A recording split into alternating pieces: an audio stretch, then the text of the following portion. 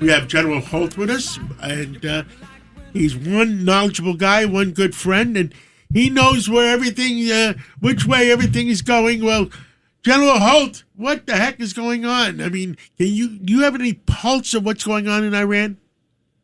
Good morning. Yes, I do. They're in complete chaos and disarray, but there's very good reasons to be encouraged by that. What we're seeing in Iran is an IRGC that is on its last gasp. It's running out of weapons. It's certainly broke. And are they getting paid? No, they're not getting paid. Scott Bessent's done a marvelous job of mopping up all that money. And, they're not receiving any oil revenue as yet.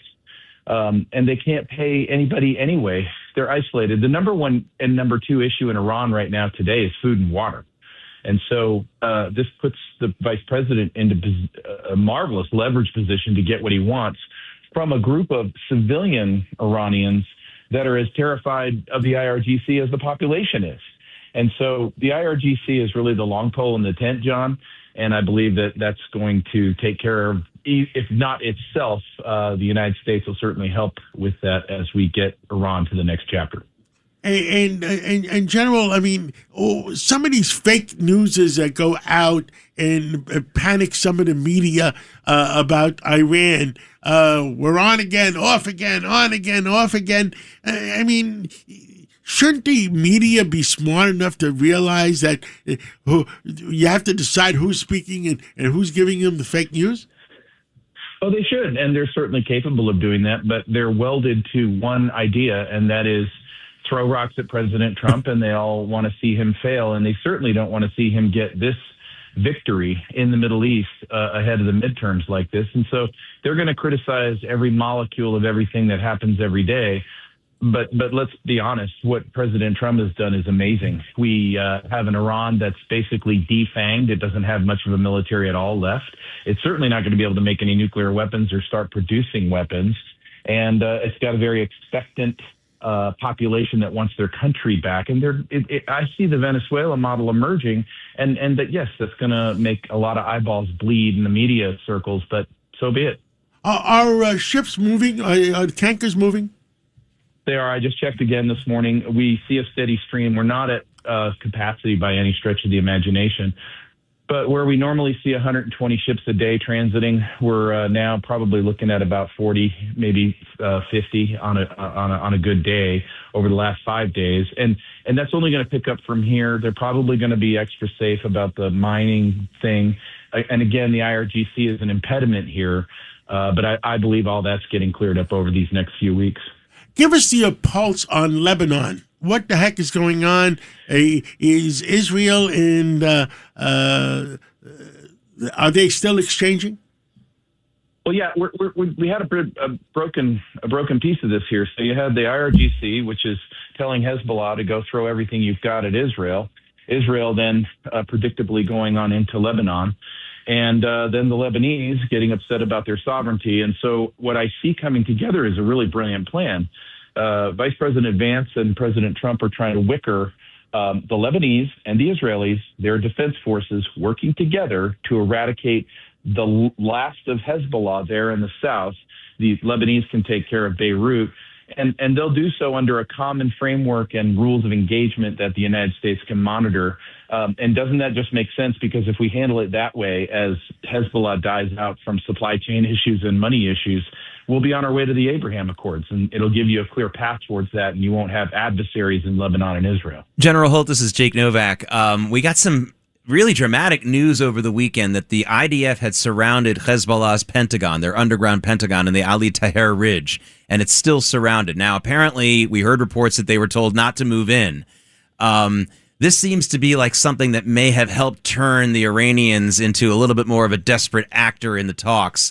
It's still very volatile, as you said. In fact, we just got a report from Israeli media that some gunmen near the troops in Lebanon were hit by the Israelis, and Hezbollah saying the truce was violated. We're going to hear this kind of stuff for days. But this Ali Taher Ridge and this underground control center for Hezbollah built for them by Iran, can you tell us anything about that?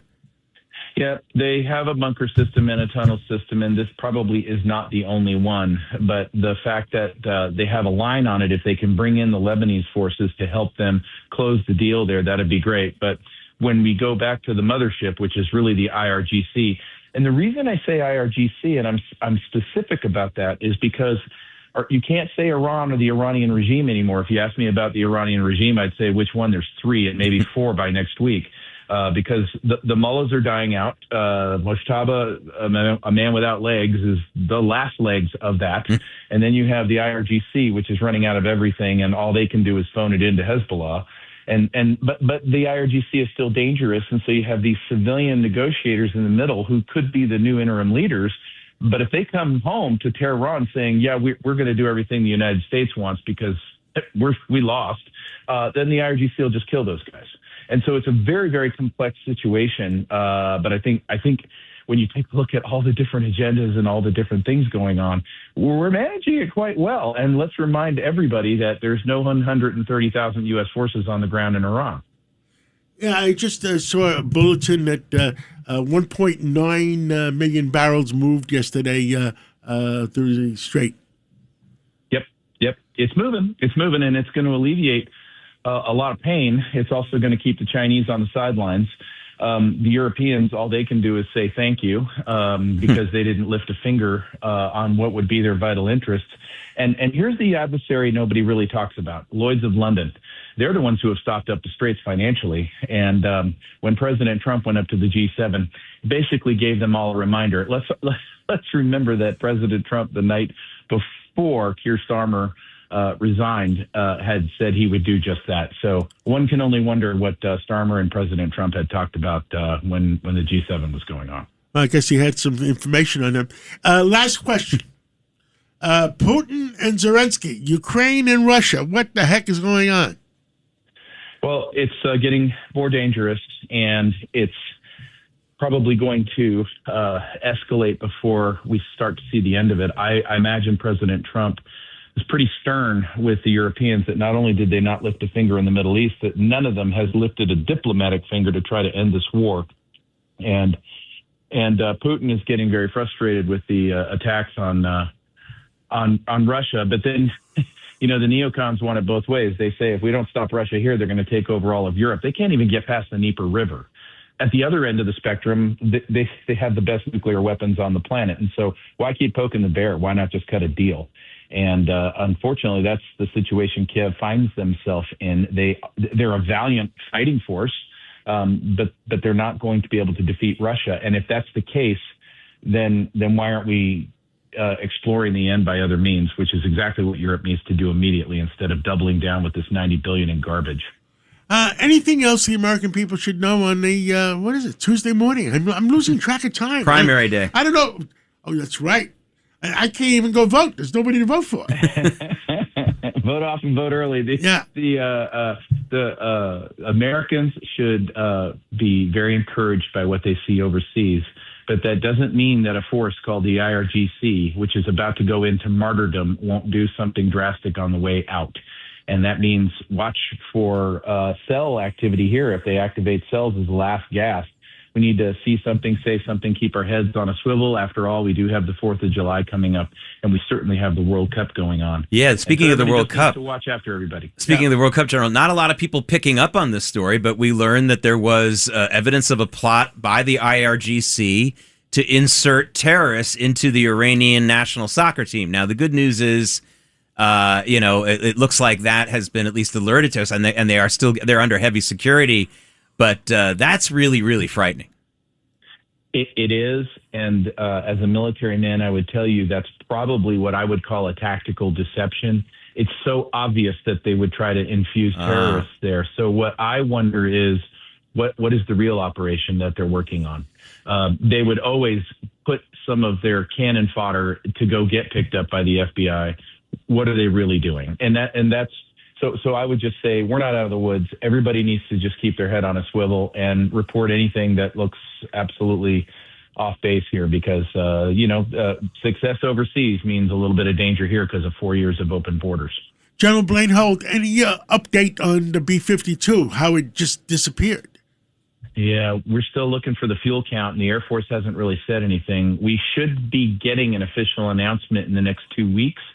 But the only reason I can think that fuselage doesn't exist anymore is because it was full with fuel. But the other thing we have to find out, of course, and you and I have talked about this, is what was faulty on the test menu for that mission that they had to delay it by weeks, and crew members were getting increasingly concerned. General Holt, thank you so much for coming on this Tuesday morning. And, is there an election near you? You're near Idaho, right? Is there one in Utah? I'm in the great state of Idaho. We've already had our primaries, and we've duked it out locally. And you know what we're doing? We're having a great American day out here, and I hope you all do the same. God bless you. God bless America. And thank you for everything you've done for our country, and continue to speak out for our country. God bless. Take care. Thank you. Thanks for listening to Sid and Friends in the Morning. You can hear Sid and Friends in the Morning weekday mornings at 6. If you like the podcast, share it with your friends and listen anytime at WABCRadio.com and download the WABC Radio app. Hit that subscribe button on all major podcast platforms. Plus, follow WABC on social on Instagram, TikTok, Facebook, and X. See you next time for a new episode so you never have to wonder. What the heck is going on here?